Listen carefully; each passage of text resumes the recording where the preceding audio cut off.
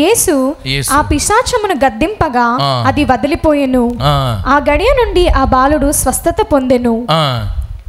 శిష్యులు యేసుతో ఏకాంతముగా ఆ పిశాచమును మేమేల పారద్రలేకపోతిమి అని అడిగిరి. దేవుడు ఆ బిడ్డను స్వస్థపరిచిన తర్వాత ఆ శిష్యులు వచ్చి అడుగుతున్నారు, ప్రభా నువ్వు స్వస్థపరిచావునైనా మేమెందుకు స్వస్థపరచలేకపోయాం? నువ్వు స్వస్థపరచగలిగే మేమెందుకు స్వస్థపరచలేకపోతున్నాం? అందుకు నేను దేవుణ్ణి, మీరు మనుషులని దేవుడు అన్నాడా? అన్నాడమ్మా. నేను దేవుని కాబట్టి నేను స్వస్థపరిచాను, మీరు మనుషులు కాబట్టి స్వస్థపరచలేకపోయాను అన్నాడు దేవుడు.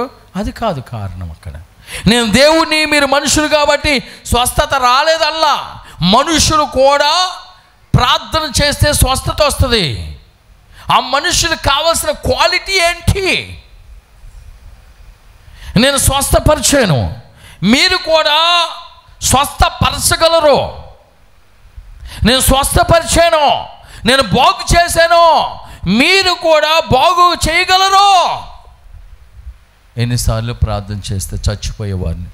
నేను ఒక సాక్ష్యం, ఒక ఆమె యాక్సిడెంట్ అయింది కదమ్మా, ఈ ఊరు యాక్సిడెంట్ అయితే ఆమెని విజయవాడ హాస్పిటల్ తీసుకెళ్తే బతుకుతో చచ్చిపోద్దని చెప్పి సరే హైదరాబాద్ తీసుకుని వెళ్తా ఉన్నారు.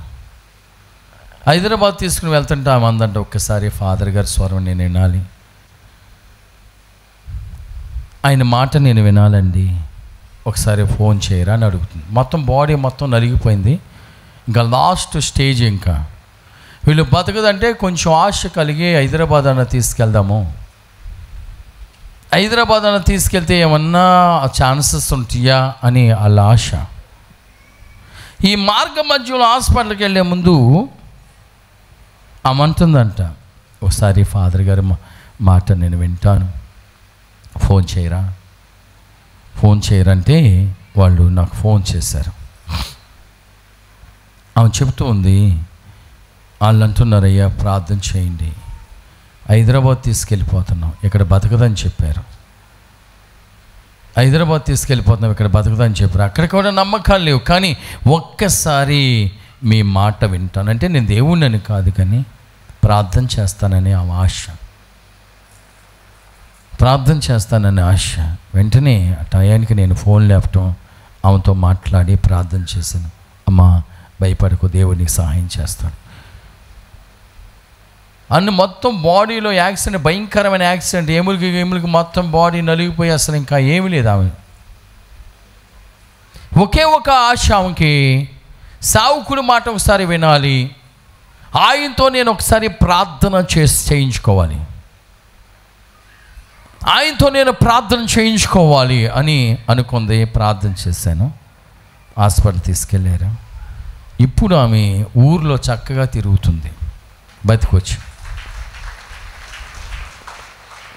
ఆంధ్రప్రదేశ్లో బ్రతకదని చెప్పారు, తెలంగాణ తీసుకుని వెళ్ళారు ఆమె. అక్కడ కూడా నమ్మకం లేదు, కానీ ఆమె ఒకే ఒక కోరిక, ఫాదర్ గారితో ఒక్కసారి ప్రార్థన చేయించండి, ఫాదర్ గారితో ఒక్కసారి ప్రేయర్ చేయించండి అమ్మా, అది చాలు, ఆయన మాట నేను వినాలి చనిపోయే ముందు అనుకుంది. ప్రార్థన చేసాము. ఈరోజు సజీవురాలుగా చక్కగా తిరుగుతూ ఉంది, జీవాన్ని పోసుకుని. ఈ మాట ఇక్కడ ప్రభువు దగ్గరికి వచ్చి, అయ్యా మేము ఎందుకు చేయలేము, ఎందుకు స్వస్థత చేయలేకపోయాం, ఎందుకు బతికించలేకపోయాం అనేసరికి, ఆయన ఎందుకు స్వస్థత మా ద్వారా రాలేదనేసరికి ప్రభు అంటున్న మాటలు చదువమ్మా, చదువు. యేసు వారితో, మీ అల్ప విశ్వాసమే అందుకు కారణము, ఆవగించంత విశ్వాసము మీకుండిన ఎడల ఈ పర్వతంతో నీవిక్కడ నుండి తొలగుము అని పలికినచో అది అప్పుడే తొలగిపోవును. మీకు అసాధ్యమైనది ఏదీ ఉండదని మీతో వక్కానించుచున్నాను. ఎందుకు స్వస్థపరచలేకపోతున్నామంటే మీలో ఉన్న అవిశ్వాసమే ఆ బిడ్డని స్వస్థపరచలేదు అని దేవుడు చెప్తున్నాడు.